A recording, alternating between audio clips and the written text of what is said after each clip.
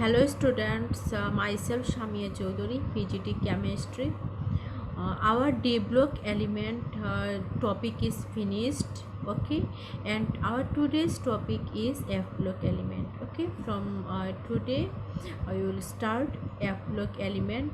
Okay, in F block element there are some important properties. Okay, first of all we learned about this. What are the important properties of F block element? Okay, the first important property is that samarium, and it is denoted as Sm. Okay, samarium is still hard. samarium ये F block elements है, ठीक, वो क्या है, hard है, क्योंकि उसका maximum unpaired electron उसके अंदर प्रेजेंट होता है इन केस ऑफ समरियम। तो उसका इलेक्ट्रॉनिक कॉन्फ़िगरेशन तुम देखने से मालूम हो जाएगा। उसके अंदर जो अनपेयर इलेक्ट्रॉन है वो क्या है, मैक्सिमम है, that's why it is still hard. Okay, second important properties of F block element is that F block is also called inner transition element. F block element को inner transition element कहते हैं। जैसे मैंने explain किया था why D block element is called transition element. D block element को transition element कहते हैं and F block element को inner transition element कहते हैं। क्योंकि उसका रीज़न क्या है, in F block the elements enters to the inner F orbital first. ठीक है, इलेक्ट्रॉन्स क्या करेगा, पहले इनर F ऑर्बिटल फिलअप करने के बाद D में इलेक्ट्रॉन एंटर होगा। ठीक है, that's why this type of elements are known as inner transition element. This are the reason. Okay, next property क्या है, next important property is that lanthanides are non radio active in nature. वो radio active नहीं होता है lanthanides, with the exception of promethium. यहाँ पे जो lanthanide element है उसके अंदर जो प्रोमिथियम एलिमेंट है वो रेडियो एक्टिव है। ठीक है, तो ये एक्सेप्शनल केस है, बाकी जो एलिमेंट्स है वो क्या है, नॉन रेडियो एक्टिव है। ठीक है, तो ये था उसका कुछ प्रॉपर्टीज़ एफ ब्लॉक एलिमेंट्स का। नेक्स्ट टॉपिक क्या है, फिजिकल प्रॉपर्टीज़ ऑफ लैंथेनॉइड। जो लैंथेनॉइड है उसका फिजिकल प्रॉपर्टी क्या क्या है। तो first physical property is that basicity of lanthanoid. Lanthanoid का बेसिसिटी कैसे होगा, उसका लेफ्ट टू राइट में जाने से इंक्रीज होगा या फिर डिक्रीज होगा। ठीक है, तो as the size of the element across the period decreases, basicity decreases. जो लैंथेनॉइड एलिमेंट्स है लेफ़्ट टू राइट में जाने से क्या होगा, उसका जो एटॉमिक रेडियाई है वो डिक्रीज होगा। ठीक है, लेफ़्ट टू राइट में उसका एटॉमिक रेडियाई क्या होगा, लेफ़्ट टू राइट में उसका एटॉमिक रेडियाई डिक्रीज होगा। तो पहले उसका साइज ऐसे लार्ज था एंड लेफ़्ट टू राइट में जाने से क्या हुआ है, उसका एटॉमिक रेडियाई डिक्रीज हो गया। तो एटॉमिक रेडियाई जिसका स्मॉल होगा उसका क्या होगा, बेसिसिटी भी डिक्रीज होगा। ठीक है, that's why we can say that जो एफ ब्लॉक एलिमेंट है लैंथेनॉइड है उसका बेसिसिटी क्या होगा, डिक्रीज होगा as we move from left to right. Okay, तो लेफ़्ट जो एफ ब्लॉक एलिमेंट है लैंथेनॉइड है उसका जो फर्स्ट एलिमेंट है उसका नाम क्या है, लैंथेनम। ठीक है, एंड जो लास्ट एलिमेंट है लैंथेनॉइड सीरीज का वो क्या है, Lu। ठीक है, तो लैंथेनम हाइड्रोक्साइड ये जो बेसिसिटी है उसका, ठीक है, वो क्या है, यहाँ से स्टार्ट करके Lu तक क्या हुआ है, डिक्रीज हुआ है उसका बेसिसिटी। ठीक है, basicity is decreases from left to right. Okay, these are the reason why basicity of lanthanide is decreases from left to right. Answer is that because left to right atomic radii decreases, that's why basicity of lanthanide decreases. Okay, तो second जो physical property है वो क्या है, oxidation state है। जो lanthanoid है उसका पॉसिबल ऑक्सीडेशन स्टेट क्या क्या है, +2 है, +3 है एंड +4 है। लेकिन +4 और रेयरली है। ठीक है, उतना शो नहीं करेगा। +2 मैक्सिमम एंड +3 क्या है, उसका ऑक्सीडेशन स्टेट होता है। ठीक है, and lanthanoid generally show +3 oxidation state. जो जनरली उसका इलेक्ट्रॉनिक कॉन्फ़िगरेशन है वहाँ से हमको मालूम होता है जो उसका ऑक्सीडेशन स्टेट होगा, जनरल ऑक्सीडेशन स्टेट +3 है एंड +4 ये रेयर केस है। ठीक है, तो नेक्स्ट क्या है, उसका इलेक्ट्रॉनिक कॉन्फ़िगरेशन भी पता होना चाहिए जो लैंथेनॉइड एलिमेंट से, लैंथेनॉइड सीरीज से। तो general electronic configuration for the lanthanides, lanthanide का जनरल इलेक्ट्रॉनिक कॉन्फ़िगरेशन क्या है, n-2 f 1 to 14, n-1 d 0 to 1 and ns2। ठीक है, ये है उसका जनरल इलेक्ट्रॉनिक कॉन्फ़िगरेशन। जैसे एस ब्लॉक का जनरल इलेक्ट्रॉनिक ग्रुप 1 का क्या था, ns1। ठीक है, जो ग्रुप 2 है उसका जनरल इलेक्ट्रॉनिक कॉन्फ़िगरेशन ns2 था। ठीक है, और ns1 क्यों है, ns2 क्यों है, उसका रीज़न तुमको पता है क्योंकि मैंने क्लास में डिस्कस किया था। ठीक है, ग्रुप 13 का, ग्रुप 14 का क्या है, या फिर नॉर्मल ऐसे भी क्वेश्चन आ सकते हैं, पी ब्लॉक एलिमेंट का जनरल इलेक्ट्रॉनिक कॉन्फ़िगरेशन क्या है। ठीक है, वैसे यहाँ पे क्या है, जो लैंथेनाइड है उसका electronic configuration n-2 f 1 to 14, क्योंकि जो f है उसका मैक्सिमम कैपेसिटी है और 14 इलेक्ट्रॉन को होल्ड कर सकता है। ठीक है, तो 1 से 14 होगा।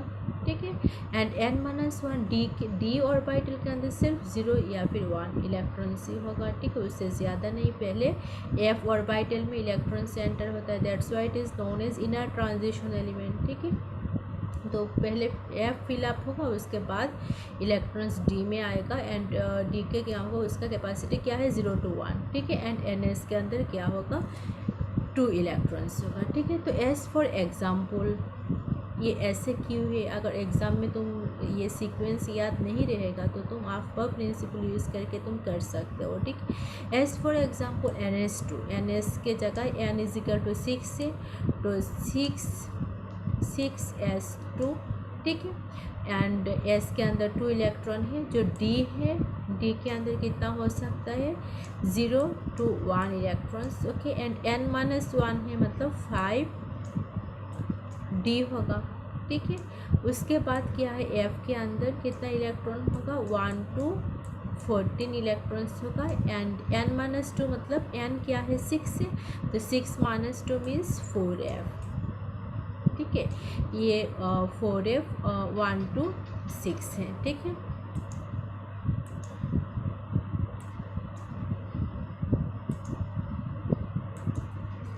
this is 4. Okay, now question is that why electrons enter in 4f orbital first, then electrons enter in 5d orbital। ठीक है, क्वेश्चन आ सकता है 4f के अंदर क्यों इलेक्ट्रॉन पहले एंटर हुआ है, d के अंदर क्यों इलेक्ट्रॉन्स एंटर नहीं हुआ है। तो उसका आंसर क्या है, जो आफ्टर प्रिंसिपल है वहाँ से क्या मालूम होता है, जिसका एनर्जी कम होगा उसके अंदर इलेक्ट्रॉन पहले एंटर होगा। ठीक है, तो in between 4f and 5d orbitals, तो तुमको कैसे मालूम होगा कि किसके पास एनर्जी कम है, किसका एनर्जी ज़्यादा है। तो उसके लिए एक रूल्स है, वो क्या है, n+l रूल्स। ठीक है, जिसका n+l का वैल्यू ज़्यादा है उसका एनर्जी क्या होगा, ज़्यादा होगा, एंड जिसके पास n+l का वैल्यू कम है उसका एनर्जी क्या है, कम है। तो in case of 4f orbital तुम लोग देख सकते हो, in case of 4f orbitals what is the value of n it is 4 plus for f orbital the value of l is what, you already know this, for s orbital value of l is 0. Okay, and for p orbital the value of l it is 1, for d orbital the value of l it is 2, and for f orbital the value of l it is 3. Okay, तो 4f orbital के लिए value क्या होगा l का, it is 3. Okay, तो 4 + 3 = 7. Okay, तो 4f के लिए तुम्हारा जो n+l का वैल्यू आया है वो क्या है, 7 है। तो in case of 5d what is the value of n+l, the value of n it will be 5. Okay, plus for d orbital के लिए l का वैल्यू क्या होगा, you can see here from here d = what, 2. 5 + 2 it is what, 7. तो ये confuse हो सकते हो ma'am, in case of 4f orbital there is n+l value it is 7, and for 5d orbital the n+ value it will B 7. Okay, now what is the difference, how I can find out which orbital has energy less. Okay, so there is another formula. If n plus l value is same, okay, then what happen, जिसके पास n का value कम होगा उसके पास क्या होगा, energy कम होगा and वहाँ पे electrons हम एंटर करेंगे, ठीक है। तो in case of 4f orbital and in case of 5d orbital तुम लोग देख सकते हो 4f का n का वैल्यू क्या है, 4 है, एंड 5d के लिए n का वैल्यू क्या है, 5 है। तो ये 4 क्या है, ये कम है, स्मॉल है। That's why in case of 4f orbital there is value of n, it is small. Okay, that's why electrons will be enter in 4f orbital first. जब ये फिलअप हो जाएगा तब क्या होगा, इलेक्ट्रॉन्स डी के अंदर एंटर करेगा, ठीक है। तो ये आप प्रिंसिपल करके तुम उसको एक्सप्लेन कर सकते हो, ठीक है। ओके, तो ये तो हो गया और इसका general electronic configuration. I think your concept is clear.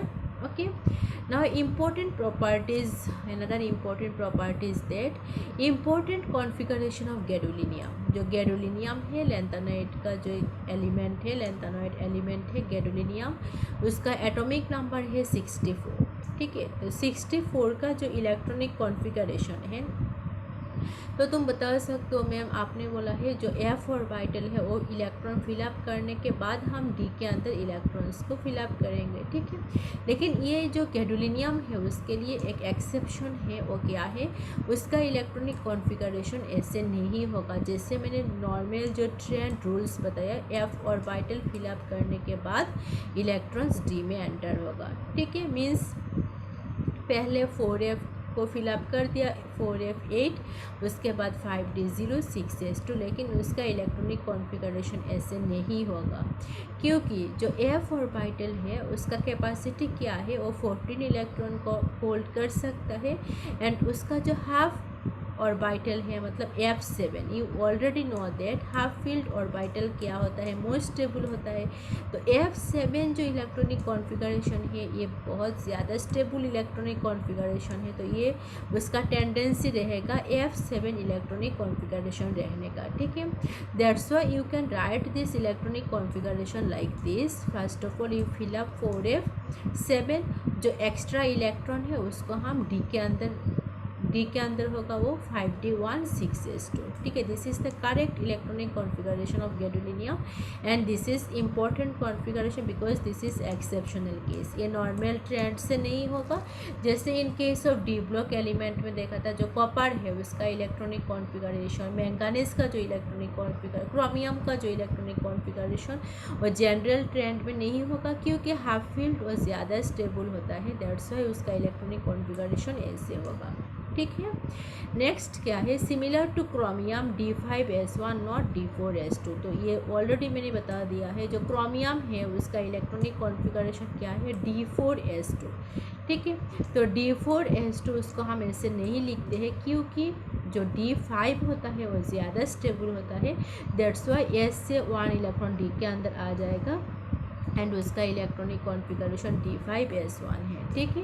तो ये स्टेबल इलेक्ट्रॉनिक कॉन्फ़िगरेशन है, दैट्स से हम उसको ऐसे नहीं लिखेंगे, उसको ऐसे लिखेंगे, ठीक है। तो ये गैडोलिनियम के केस में भी सेम है, 4f8 5d 0 6s2, ये नॉर्मल ट्रेंड है, नॉर्मल रूल्स है, लेकिन हम उसको ऐसे नहीं लिखेंगे क्योंकि 4f7 electronic configuration, this is half field electronic configuration and it is very stable, that's why you can right like this, okay, clear. Next उसका जो एटॉमिक रेडियस है वो देख लेते हैं, ठीक है। जो लैंथेनाइड से from left to right atomic radius decrease होता है, ठीक है, इसलिए उसका बेसिसिटी भी डिक्रीज़ होता है। कुछ टाइम पहले हमने ये देखा था, तो उसको ग्राफिकली तुम उसको ऐसे रिप्रेजेंट कर सकते हो, this is x axis, this is y axis. In x axis this is what atomic radius and y axis this is what atomic number. तो देख सकते हो एटॉमिक नंबर इंक्रीज़ होने से उसका जो एटॉमिक रेडियस है वो डिक्रीज़ हुआ है, ठीक है। तो this decreases in radius is called lanthanide contraction. ये जो उसका एटॉमिक रेडियस डिक्रीज हुआ है उसको क्या कहते हैं, लैंथेनाइट कॉन्ट्रैक्शन कहते हैं, ठीक है, उसको कॉन्ट्रैक्शन इफेक्ट कहते हैं। तो ये लैंथेनाइट सीरीज के लिए है, that's why it is known as lanthanide contraction. And f block का जो और एक सीरीज है वो क्या है, एक्टिनाइट सीरीज है, कुछ टाइम बाद हम वो डिस्कस करेंगे, उसको क्या कहते हैं, एक्टिनाइट कॉन्ट्रैक्शन कहते हैं, ठीक है। तो this decreases is due to poor shielding effect of f orbital electron. तो उसका रीज़न क्या है, उसके एटॉमिक रेडियस क्यों डिक्रीज हुआ है, तो उसका रीज़न है जो पोर शील्डिंग इफेक्ट, ठीक है। शील्डिंग इफेक्ट ज़्यादा नहीं होगा तो इलेक्ट्रॉन क्या होगा, न्यूक्लियस के ज़्यादा पास होगा, ज़्यादा अट्रैक्टेड होगा, मतलब ज़्यादा उसके पास होने से उसका एटॉमिक रेडियस भी डिक्रीज होगा, ठीक है। तो लैंथेनम से लुटेटियम में क्या हुआ है, एटॉमिक रेडियस डिक्रीज हुआ है, क्योंकि उसका रीज़न है पोर शील्डिंग इफेक्ट। शील्डिंग इफेक्ट कम है, दैट्स वाई इलेक्ट्रॉन न्यूक्लियस के ज़्यादा पास होगा, ज़्यादा अट्रैक्टेड होगा, क्योंकि एफ ऑर्बिटल और डिफ्यूज होता है, ठीक है। तो this is the reason why lanthanide contraction होगा, ठीक है। तो नेक्स्ट उसका रिएक्टिविटी भी देख लेते हैं, उसका रिएक्शन मतलब एसिड के साथ उसका रिएक्शन कैसे होगा, वाटर के साथ उसका रिएक्टिविटी क्या है चेक कर लेते हैं, ठीक है। जो लैंथेनाइट से वो एसिड के साथ रिएक्शन करके क्या करेगा, हाइड्रोजन गैस इवॉल्व करेगा, ठीक है। एंड जो लैंथेनाइट है वो वाटर के साथ रिएक्शन करके हाइड्रोक्साइड प्रोड्यूस होगा एंड साथ में हाइड्रोजन गैस प्रोड्यूस होगा, ठीक है। And it is react with base, it form what, hydrogen gas. It can react with acid, it also form hydrogen gas. It can react with base, it also form hydrogen gas. And it react with nitrogen, it form what, nitride. क्योंकि जो उसका type ऐसे क्यों है, क्योंकि जो lanthanide से उसका जो जनरल ऑक्सीडेशन स्टेट क्या है, +3 है, ठीक है। उसका जो जनरल इलेक्ट्रॉनिक कॉन्फ़िगरेशन है वो क्या है, +3 है। एंड जो नाइट्रोजन है उसका ऑक्सीडेशन स्टेट क्या है, -3 है, ठीक है। दैट्स वाई उसका जो फॉर्मूला होगा वो क्या है, LN टाइप का होगा, ठीक है। And it is react with carbon in presence of it form Ln4C3। उसका टाइप ऐसे क्यों है, क्योंकि लैंथेनाइट का ऑक्सीडेशन स्टेट वो क्या है, +3 है, ठीक है।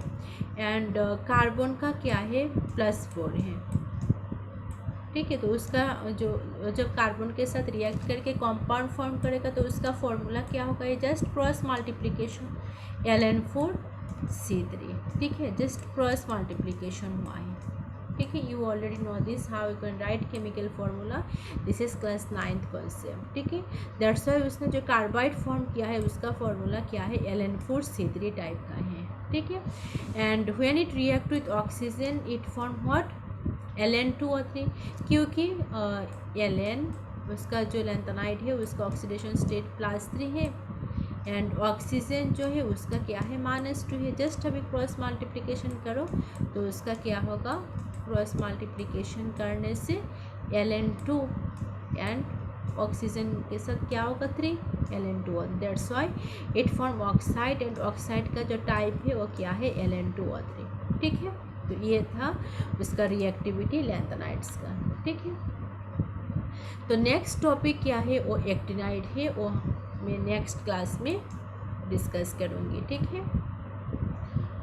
तो जो लैंथेनाइट है वो मैंने डिस्कस किया है अभी, लैंथेनाइट एफ ब्लॉक एलिमेंट का लैंथेनाइट सीरीज हो गया, ठीक है। तो उसके अंदर अगर कोई डाउट है तो तुम लोग डाउट है तो वो बता देना, तो मैं नेक्स्ट क्लास में डिस्कस करूँगी, ठीक है। तो आज के लिए इतना तक है, ओके बाय।